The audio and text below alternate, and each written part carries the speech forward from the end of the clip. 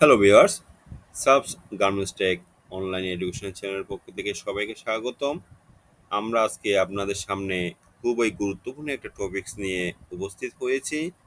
আমরা আজকে আলোচনা করব কিভাবে বাটন লাইনারটা মেজার করতে হয় এবং ফিউজিংয়ের যে বর্নিং রিকোয়ারমেন্টটা থাকে সেই বর্নিং রিকোয়ারমেন্টগুলো নিউটনে যদি থাকে কিভাবে আপনি কেজিতে বা গ্রামে কনভার্ট করবেন সেই ব্যাপারে আমাদের থেকে অনেকে হেল্প চেয়েছেন।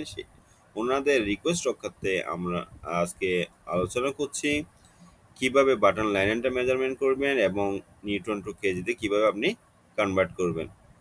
তো আমাদের টিউটোরিয়াল শুরু করার আগে সবাইকে রিকোয়েস্ট করব আমাদের টিউটোরিয়ালের মাধ্যমে বা এই চ্যানেলের মাধ্যমে যদি কেউ উপকৃত হয়ে থাকেন অবশ্যই লাইক শেয়ার এবং কমেন্টস করবেন এবং যারা এখনও সাবস্ক্রাইব করেননি অবশ্যই আমাদের চ্যানেলকে সাবস্ক্রাইব করে আমাদের টিমকে ইন্সপায়ার করবেন।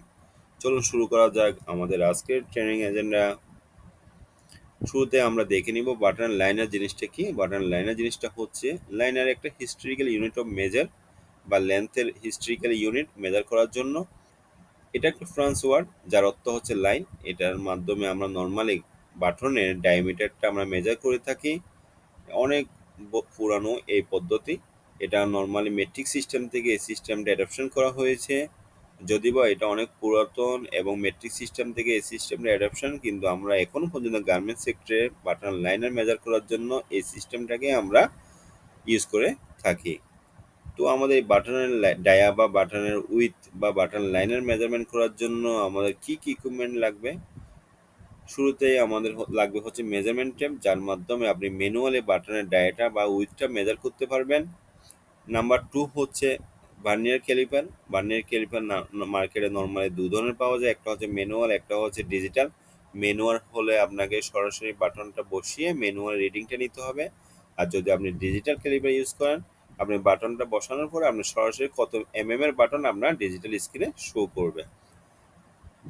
তারপর হচ্ছে এখন মার্কেটে আমাদের জন্য সবচেয়ে ইউজফুল একটা এলিমেন্টস বা ইকুইপমেন্ট পাওয়া যায়, সেটা হচ্ছে বাটন লাইনার মেজার স্কেল, যার মাধ্যমে আপনি হোলগুলোতে বাটনটা বসালেই আপনি বলতে পারবেন এটা কত লাইনারের বাটন। দেখুন আপনার এখানে হোল বরাবর এখন লাইনারটা এখানে ওনারা মেনশন করে দিয়েছেন।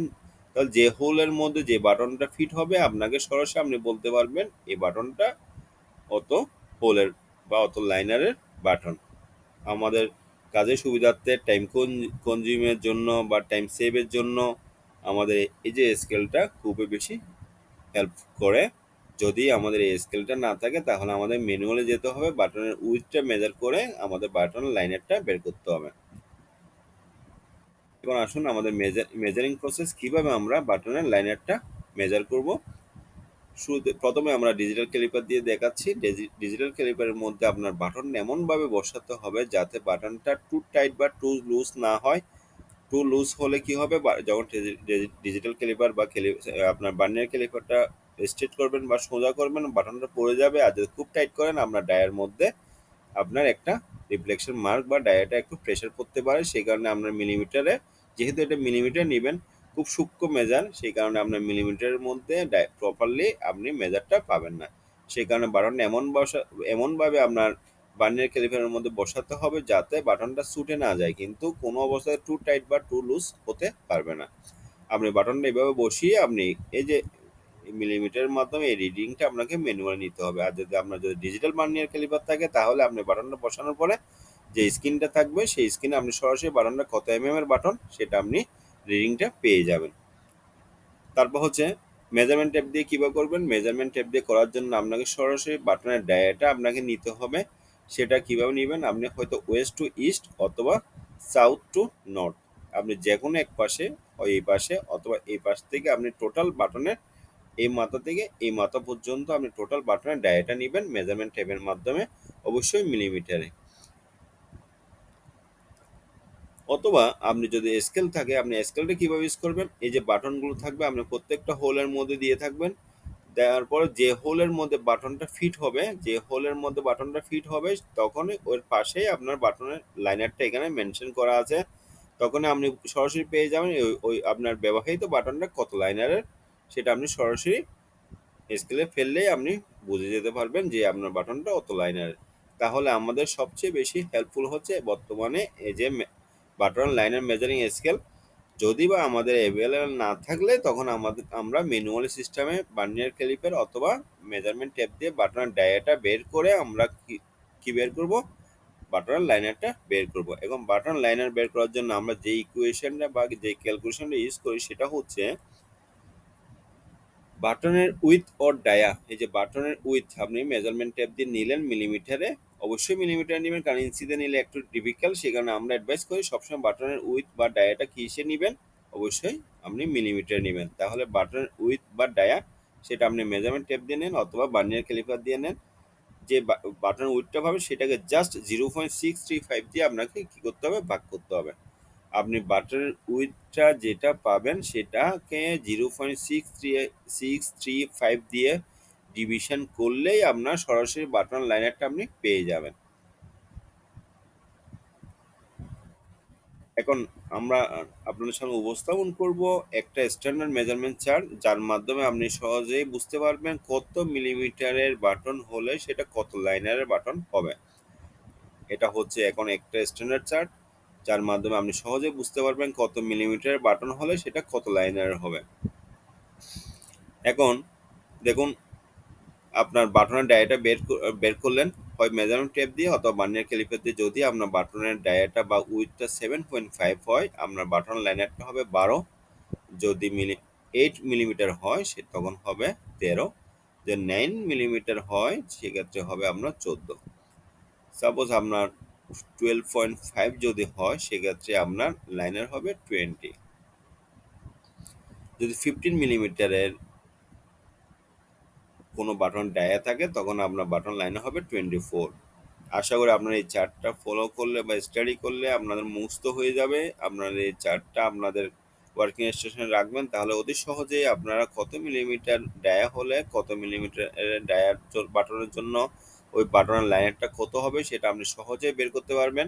যদি আপনার চার্ট না থাকে তাহলে আপনাকে এই ইকুয়েশনে ফেলে বাটন উইথ বা ডায়াকে 0.635 দিয়ে ফেলে আপনাকে বাটন লাইনারটা বের করতে হবে।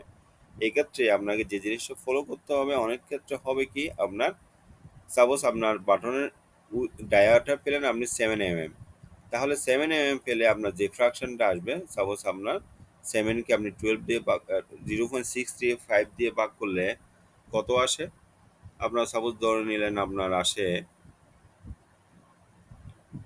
আপনার 7কে যদি আপনি 0.635 দিয়ে ভাগ করেন তাহলে আপনার আসে 11.02। তো 11.02 হলে আপনি বুঝতেই পারছেন আপনার এটা কত লাইনের বাটন হবে, 11 লাইনের বাটন হবে। নর্মালি আপনার 10 লাইনার থেকে আমাদের বাটন শুরু, আমরা গার্মেন্টস সেক্টর যারা ইউজ করে আমরা 10 লাইনার থেকে বাটন আমরা নর্মালি গার্মেন্টস সেক্টর ইউজ করে থাকি, তাহলে আমাদের 11 লাইনারের বাটনটা হবে। এখন আপনার যদি 8.5 হয় তাহলে কত হবে, 8.5 যদি হয় সেক্ষেত্রে আমাদের হবে 13.38। 13.38 তাহলে 8.5 এর ক্ষেত্রে আপনার হচ্ছে 13.38 হলে আপনার সেটা কত লাইনের বাটন নিয়ে যাবেন, সেটা 13 লাইনের বাটন বলবেন না 14 লাইনের বাটন বলবেন। অবশ্যই আপনাকে সেটা 13 লাইনের বাটন বলতে হবে, কারণ ফ্র্যাকশনটা যখন 0.5 এর ভিতরে থাকবে তখন আপনি হবেন নিচের বর্ডার লাইনটা আপনি ফলো করবেন। যদি আপনার 0.5 এর উপরে চলে যাবে ফ্র্যাকশনটা তখন আপনার উপরের বর্ডার লাইনটা ফলো করতে হবে। যেমন যদি ফ্র্যাকশনটা আসে 10.5 তখন আপনাকে লাইনার ইউজ করতে হবে পরবর্তী লাইনার। 10.5 মানে হচ্ছে 11 লাইনার বাটন আপনাকে ডিক্লেয়ার করতে হবে। যদি 10.49 পর্যন্ত হয় তখন আপনাকে 10 লাইনার বাটন হিসেবে ডিক্লেয়ার করতে হবে। আশা করি আপনার টোটাল ফ্র্যাকশনাল জিনিসটা বুঝছেন, কিভাবে ডায়াটা বের করতে হবে সেটাও বুঝছেন এবং কিভাবে বাটন লাইনারটা মেজার করবেন সেটাও বুঝছেন। এর বাইরেও যদি আপনাদের বুঝতে অসুবিধা হয় আমাদেরকে অবশ্যই কমেন্টস করে জানাবেন। এখন যে জিনিসটা আমরা আলোচনা করব সেটা হচ্ছে ফিউজিং এর বন্ডিং যখন আমরা রিকোয়ারমেন্টের নিউটন থাকে সেক্ষেত্রে আমাদের কিছু প্রবলেম হয়, কিভাবে আমরা কেজিতে কনভার্ট করব, কিভাবে আমরা গ্রামে কনভার্ট করব, চলুন দেখে নিই। নর্মালি নিউটন হচ্ছে একটা derived SI unit use to measure force. The relation between KG আর নিউটন হচ্ছে প্রপোর্শনাল মেথ, মানে এক কেজির সাথে নিউটনটা একটা প্রপোর্শনাল রেশিওতে ওনাদের মধ্যে সম্পর্ক। নর্মালি 1 কেজি সমান হচ্ছে 9.81 নিউটন। 1 কেজি সমান কত, 9.81 নিউটন। তাহলে 1 নিউটন সমান কত হবে? 1 নিউটন সমান হচ্ছে 0.10197 কেজি। এখন আপনার রিকোয়ারমেন্ট যদি 7 নিউটন থাকে, আপনি কি করবেন? 7 নিউটন থাকলে জাস্ট আপনি 0.10197 কে 7 দিয়ে মাল্টিপ্লাই করলে 7 নিউটন সমান আপনার কেজিতে কনভার্ট হয়ে যাবে। এখন আপনি যদি গ্রামে কনভার্ট করতে চান, টোটাল এটাকে আপনি 1000 গ্রাম দিয়ে মাল্টিপ্লাই করলে আপনার নিউটনটাকে কোথায় চলে যাবে? কেজির থেকে গ্রামে চলে যাবে।